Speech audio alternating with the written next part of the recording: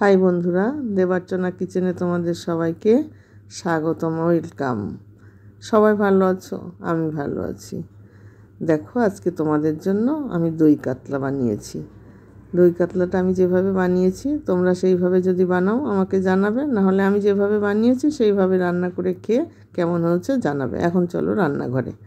দেখতেই পাচ্ছ আমি এর মধ্যে নিয়েছি কাঁচা লঙ্কা বাটা, পেঁয়াজ, রসুন আর একটু আদা। এই দিয়ে আমি বেটে নিয়েছি মশলাটা। এখন আমি কড়াইতে তেল দিয়ে দিয়েছি। এবারে তেলটা একটু গরম হতে সময় লাগবে। আর ওদিকে কাতলা মাছে লবণ হলুদ মাখিয়ে রেখে দিয়েছি। এখন তেল গরম হতে টাইম লাগছে। তেলটা গরম হলে আমি আস্তে আস্তে কি করব, মাছগুলোকে ছেড়ে দেব। এখনও তেল গরম হয়নি, একটু অপেক্ষা তো আমাদের করতেই হবে। তেলটা গরম হতে তো টাইম লাগবে না, ততক্ষণ তো অপেক্ষা করাই লাগবে, কিচ্ছু করার নেই। এখন আমি একটু খুন্তি দিয়ে নেড়ে দিচ্ছি। হ্যাঁ, মনে হচ্ছে তেল হয়ে গেছে, বেশি বাকি নেই। হ্যাঁ, তেল আমার প্রায় হয়ে এসছে।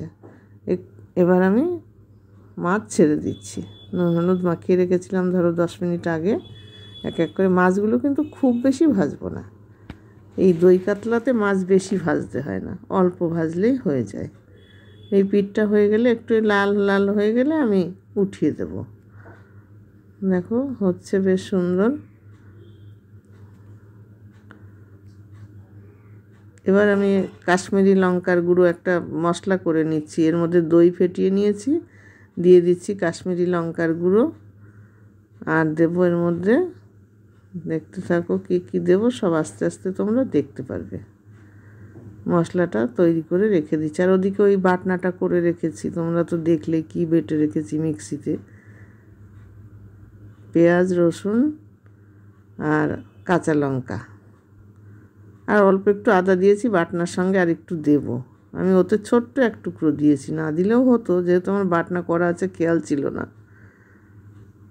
রান্নার মেয়েটা বাটনা করে রেখে যায় তো, মনে ছিল না আমার, তাই জন্য আমি নিজেই একটুখানি দিয়ে বেটে নিয়েছিলাম। পরে দেখি না বাটা করা আছে, ওই জন্য আর বেশি বাটনা আদা দেইনি।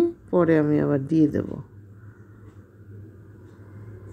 আমার মাছ এই পিঠটা হয়ে গেছে। এই পিঠও ঠিক এই একই রকম করেই আমি ভেজে উঠাবো।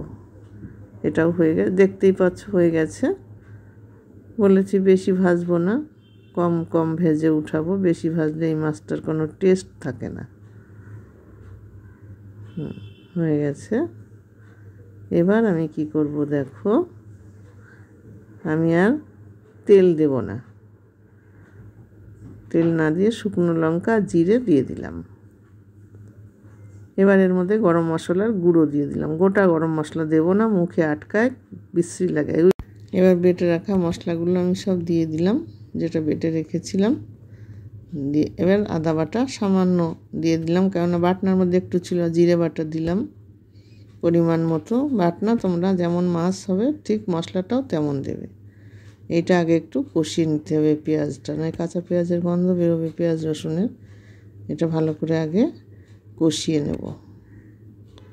এই কষানোর জন্য রান্নার টেস্ট ভালো হতে হবে। যখন তেল ছেড়ে দেবে তখন বুঝতে হবে ভালোভাবে কষানো আমার হয়ে গেছে। দেখো প্রায় হয়ে এসছে। এবার আমি একটু লবণ দিচ্ছি, পেঁয়াজটা তাড়াতাড়ি কষানো হয়ে যাবে। আর দিয়ে দিলাম একটু চিনি, অল্প অল্প দিয়েছি, লাগলে আবার পরে দেব।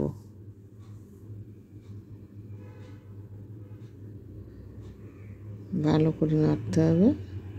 রান্নাটা খুব বেশি একটা ঝাল হবে না, একটু টক টক ঝাল ঝাল মিষ্টি মিষ্টি হয় রান্নাটা, যার নাম দই কাতলা।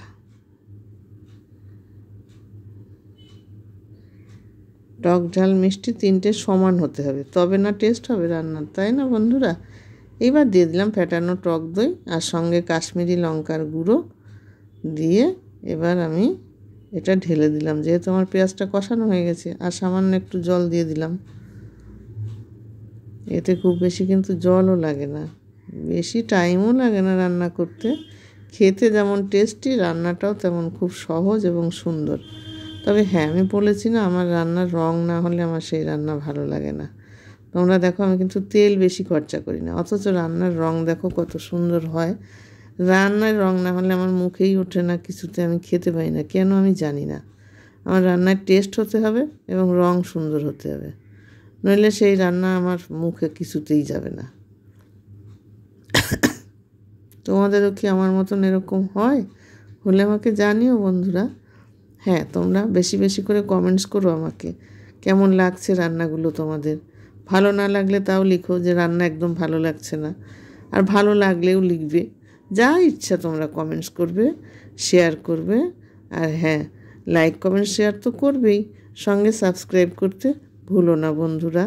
কারণ দেখো, আমি অনেক কষ্ট করে রান্নাটা করি, তো সেই জন্য তোমাদের অপেক্ষায় আমি থাকি। তোমরা এগিয়ে নিয়ে গেলে না আমি যাব এগিয়ে, এই জন্য আমাকে একটু এগিয়ে দাও বন্ধুরা, তোমরা হাত ধরে। এছাড়া তো কিছু করার নেই, তোমরাই আমার সব। অডিয়েন্স যা করতে পারে আর কেউ তা করতে পারবে না। এবার আমি মাছগুলো দিয়ে দিলাম, ভেজে রাখা মাছগুলো। আর আমি এর মধ্যে কিন্তু জল দেব না। দেখতেই পাচ্ছ কত সুন্দর লাগছে। প্রায় হয়ে আসছে আমার, আর খুব বেশি টাইম লাগবে না। মাছটা একটু সিদ্ধ হতে যে টাইম, সেইটুকু টাইম আমাকে দিতে হবে।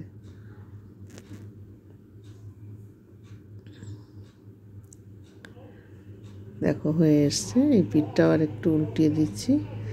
দেখলে এত সুন্দর সেন্ট আসছে বন্ধুরা, কি বলবো, মানে আমি বলে বোঝাতে পারছি না তোমাদেরকে। এবার একটু গরম মশলার গুঁড়ো আর একটু ছড়িয়ে দিলাম। এখন দেবো এর মধ্যে একটু, দেখতে থাকো কি দেব। গরম মশলা তো দিলাম, আর কি দেব বুঝতেই পারছো নিশ্চয়ই এতক্ষণে। এইবার দিলাম ঘি, টেস্টটা আরও সুন্দর হয়ে যাবে। হ্যাঁ, দেখো রঙটা কত সুন্দর হয়েছে। আমি গ্যাসটা বন্ধ করে দিয়েছি, রান্না যেহেতু আমার কমপ্লিট হয়ে গেছে। এই যে এবার আমি পাত্রে ঢালছি। দেখো কেমন দেখছো বন্ধুরা, কেমন লাগছে আমাকে জানাবে। তোমরা যদি এইভাবে রান্না করো সেটাও জানাবে, আর যদি না করো এইভাবে একবার তোমরা রান্না করে খেয়ে দেখো কেমন হয়। আশা করি খুব সুন্দর লাগবে খেতে। হ্যাঁ, রান্নাটা খুব টেস্টি হয়। এই রান্না যেদিন করবে না তোমরা, একটু ভাতটা বেশি নেবে, ভাত বেশি হবেই হবে। টাটা।